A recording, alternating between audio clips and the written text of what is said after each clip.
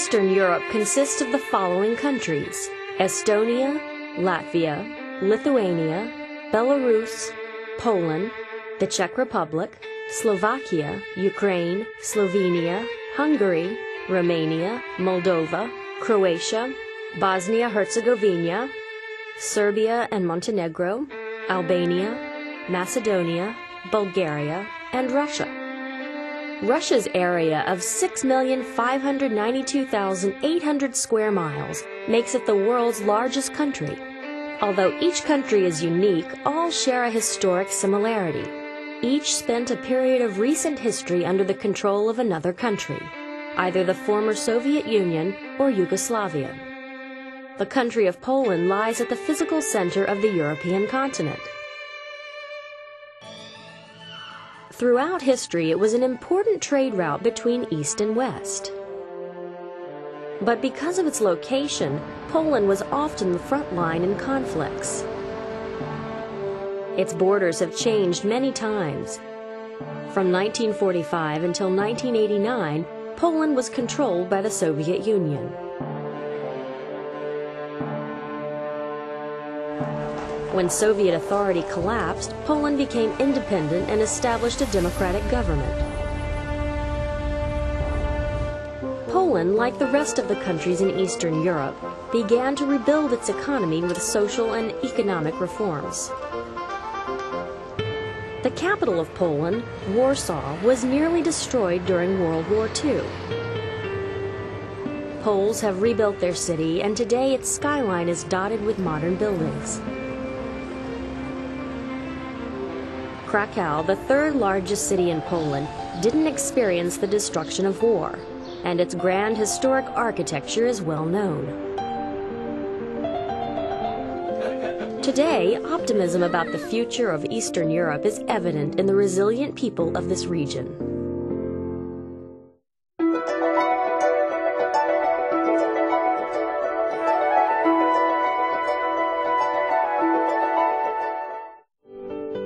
Austria, slightly smaller than Maine, is located in south-central Europe. It is bordered by Switzerland and Liechtenstein to the west, Germany and the Czech Republic to the north, Italy and Slovenia to the south, and Slovakia and Hungary to the east. Most of Austria's 8 million citizens speak German. The capital of Austria is Vienna. Hungary is bordered by Austria and Croatia to the west, the Ukraine to the north, Romania to the east, and Serbia and Montenegro to the south. The capital of Hungary is Budapest, located along the Danube River. Most of the 10 million people who populate Hungary speak Hungarian. Austria is a small, landlocked nation. Mountains and forests make up most of its landscape, and it also has many lakes, among them Lake Constance in the west and Neusiedler Lake in the east. The Habsburg dynasty ruled Austria from 1278 to 1918. These rulers built many of the ornate buildings that stand in Vienna today. Vienna has long been a musical city. Beginning in the 17th century, Vienna became famous for the waltz, a ballroom dance. But many familiar waltz melodies came from yodeling, a type of singing in the Alpine region of Austria. The waltz became popular across Europe and in the United States. Haydn, Mozart, Beethoven, and Schubert lived in Vienna, where they composed their well-known classical works. The Vienna Boys Choir may be more historic than the waltz. It was founded in 1498. Today, almost 250 children live, study, and rehearse in the Augarten Palais, a school in a Baroque palace. At the age of 10, the most talented boys are selected to join the choir. In addition to singing in Vienna on Sundays, the ensemble performs throughout the world. In Vienna, the old lives in harmony with the new. Tourism in this historically rich musical city is a big industry. In fact, the number of visitors Vienna receives each year is higher than its population.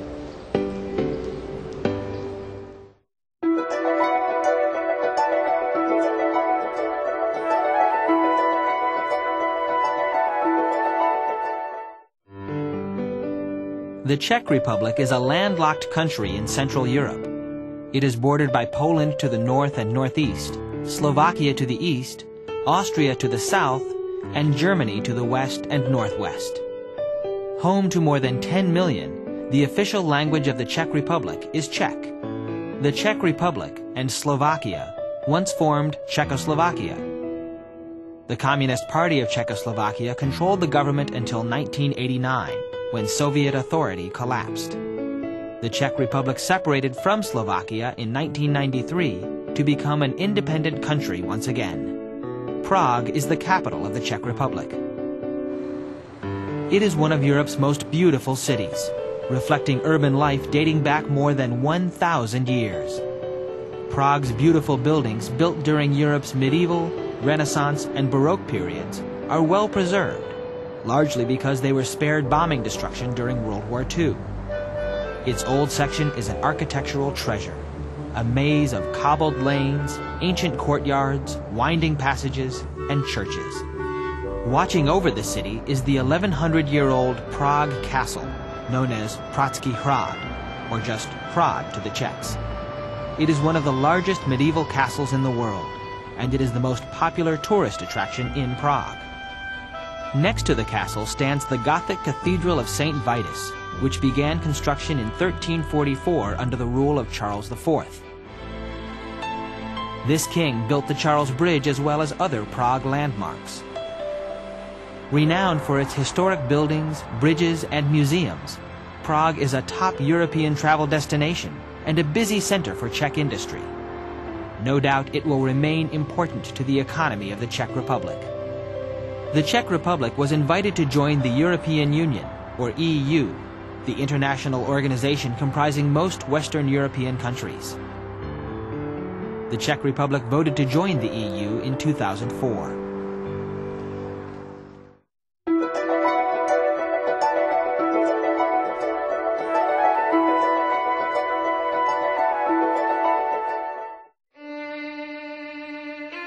Belarus, Lithuania, Latvia, and Estonia are countries in Eastern Europe. All four countries share a common history. Each was once part of the former Soviet Union. At the conclusion of the First World War, the country of Belarus was divided between Poland and Russia. When the USSR, or the Soviet Union, was formed in 1922, Belarus became a founding republic. Then, in 1940, Lithuania, Latvia, and Estonia were forcibly occupied and formally incorporated into the Soviet Union as republics. With Lithuania leading the way, all four countries re-emerged as independent states in 1991, after the collapse of Soviet authority. Vilnius is its capital city. Minsk is the capital of Belarus, Latvia's capital is Riga, and Estonia's is Tallinn. In each of these countries, people speak Russian, but each country has its own language too, maintained even through the 50 years of Soviet rule. During the Middle Ages, Lithuania was a large and powerful kingdom. Its many rivers made it an important location on the trade route between Western Europe and Russia. Wealthy merchants built castles on the banks of the Neman River. The country's oldest city, Klaipėda on the Baltic Sea, is one of Eastern Europe's major ports.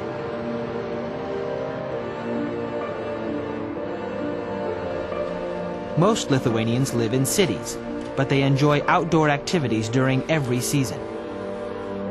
The primary religion in Lithuania is Catholicism. The tradition of planting crosses on this hilltop may have begun in the 14th century.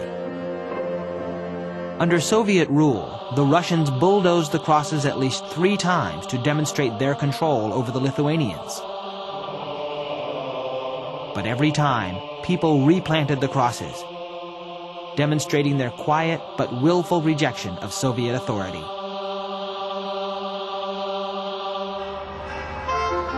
As in other Eastern European countries, the people in Lithuania are proud to live in independent states.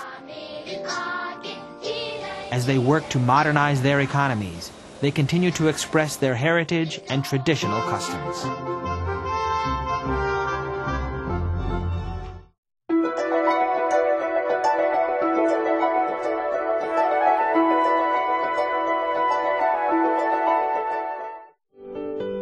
The Balkan Peninsula is the easternmost of Europe's 3 peninsulas.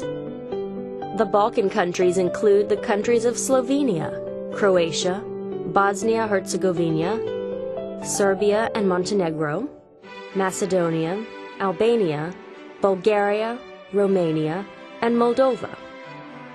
Throughout history, the Balkan Peninsula has been a crossroads of Europe and Asia, equally influenced by each. The word Balkan is Turkish for mountain, which makes a lot of sense. The mountainous terrain in the west, the Dinaric Alps, extends along the Adriatic coast. And in the south, the Balkan and Rhodope mountain ranges stretch east-west across Bulgaria. The Julian Alps and the Carpathian Mountains line the Balkans in the north through Romania. Romania is home to historic medieval towns and majestic castles. Many visitors are drawn to Bran Castle, also known as Dracula's Castle. Dracula, the novel written by Bram Stoker in 1897, is based on the reign of a terrible prince, Vlad Tepes, who ruled Wallachia, now present-day Romania, during the mid-15th century. The prince was a harsh and unforgiving ruler of the land, known for his cruelty. Tepes ruthlessly punished those who crossed him, often executing them in public. While there are no direct links between Bran Castle and the cruelties of the prince, it is believed that Stoker located his story at this site. In his book, Dracula was a vampire. The tale of the vampire, a living, blood-sucking corpse, is primarily a Slavic and Hungarian legend that began around 1730. Many believe that the tales of the evil prince evolved into the Balkan Peninsula story of the vampire, told and retold throughout history.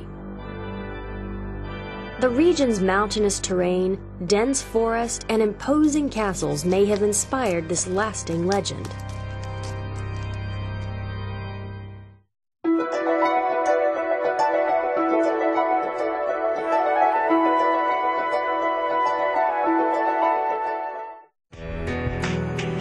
Spanning the continents of Europe and Asia, the Russian Federation is bordered by Norway, Finland, Estonia, Latvia, Belarus, Ukraine, Georgia, Azerbaijan, Kazakhstan, Mongolia, and China. At nearly twice the size of the United States, it's the largest country on the planet. Russia is so big, it covers 11 time zones. Russia used to lead a collection of communist countries that included many of its current neighbors. This collection was called the Union of Soviet Socialist Republics, or USSR. The city of Moscow was the capital of the USSR and the ultimate symbol of communist power. But after struggling with economic and political problems for years, the USSR collapsed in 1991.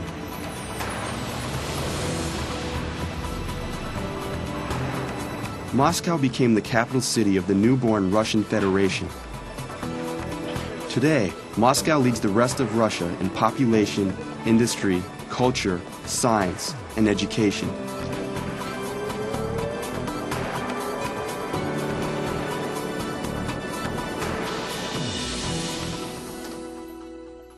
Under communism, the factories and machines that produced the country's goods were owned by the government.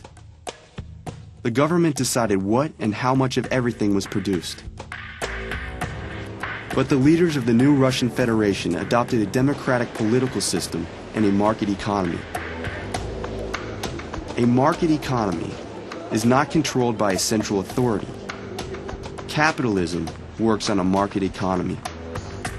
The Russian people are now allowed to own some businesses and are free to produce and buy and sell what they want.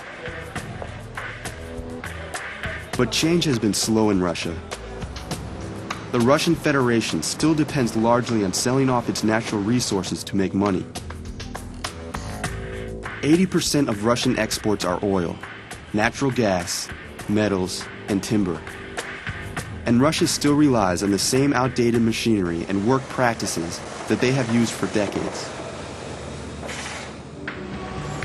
But 1991 did bring some major changes. Western businesses have now come to Russia. The urban landscape has been transformed. New hotels, banks, and other businesses have been drawn to Russia now that the country is open to private investment. Russians can now buy many of the things people in the West take for granted. The religious landscape has changed as well. Under communism, religion was discouraged. But now people can express their beliefs more freely, and religion is becoming more widespread. Today, Russia has about 60 million members of the Russian Orthodox Church, as well as followers of Islam, Buddhism, Judaism, and other religions. More changes are likely if Russia can keep up its recent economic growth and political reforms. But for now, the most important things to the new Russia are the same things that were important to the old one.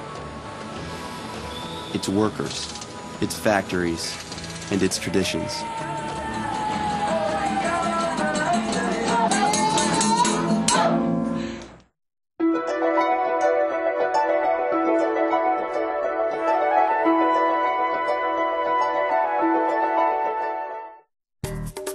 The country of Poland was founded more than 1,000 years ago. Poland's size has changed many times, but today the country, which is only slightly smaller than the state of New Mexico, is bordered by Germany, the Baltic Sea, Lithuania, Belarus, Ukraine, Russia, the Czech Republic, and Slovakia. The country was a home to different ethnic groups for hundreds of years, including Germans and Jews from across Europe. Jews first arrived in Poland in the 13th century because they were being treated unfairly in some Western European countries. Here they had the right to practice their religion, own property, and make their own laws. Over time, more Jews left Western Europe to live in Poland. Jewish people were a minority, or a small group, in Poland. Many lived in small villages called shtetls.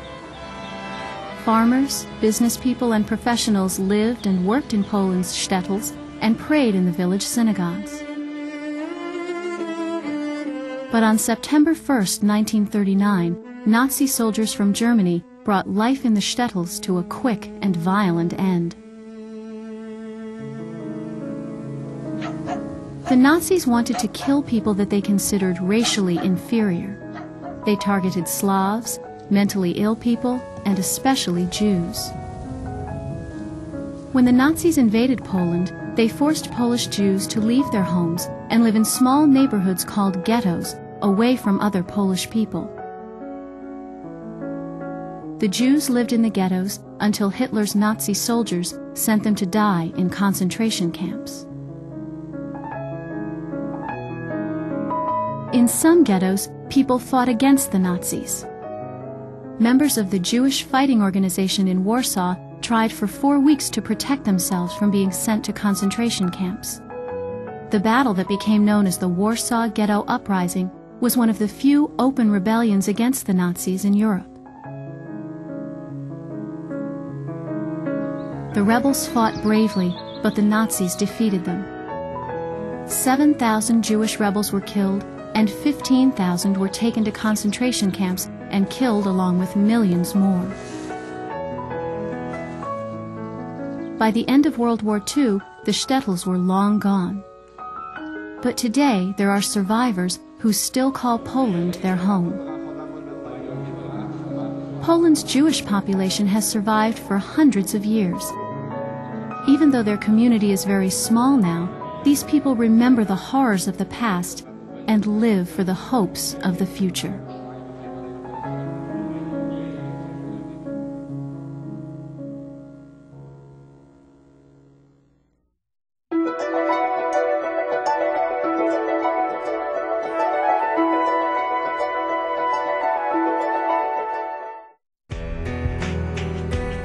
Ukraine is one of the largest countries in Eastern Europe, yet the entire country is slightly smaller than the state of Texas.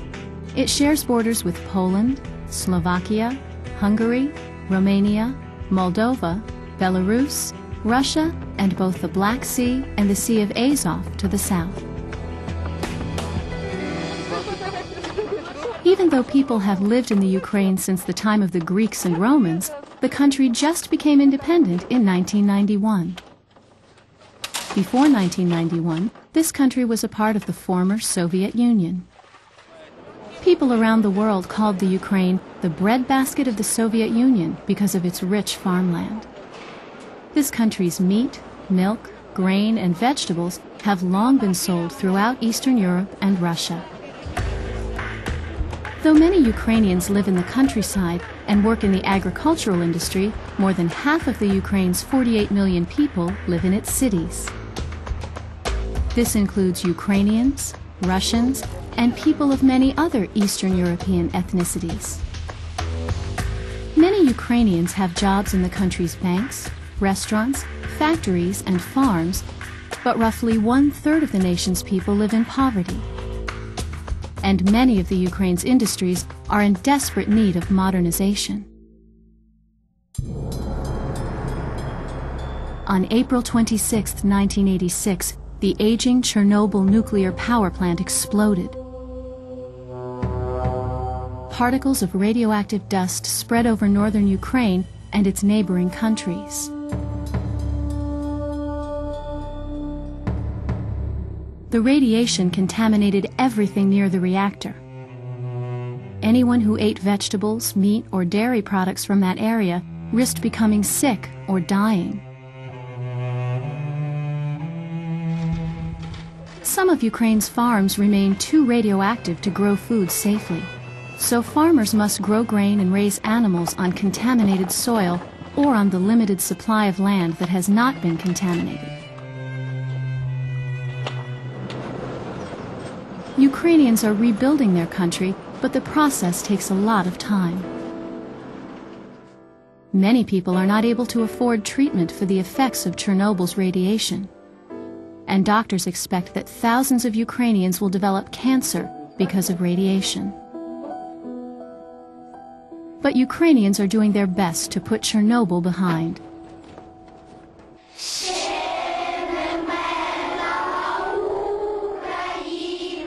Ukrainians are not living in the past. They are using their agricultural wealth and medical technology to make their country a better place to live.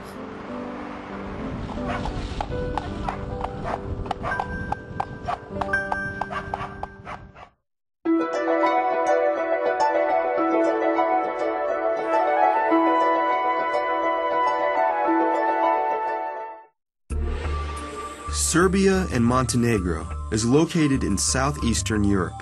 It is bordered by Albania, Bosnia-Herzegovina, Bulgaria, Croatia, Hungary, the former Yugoslav Republic of Macedonia, and Romania. Serbia and Montenegro used to be part of a much larger collection of republics called Yugoslavia.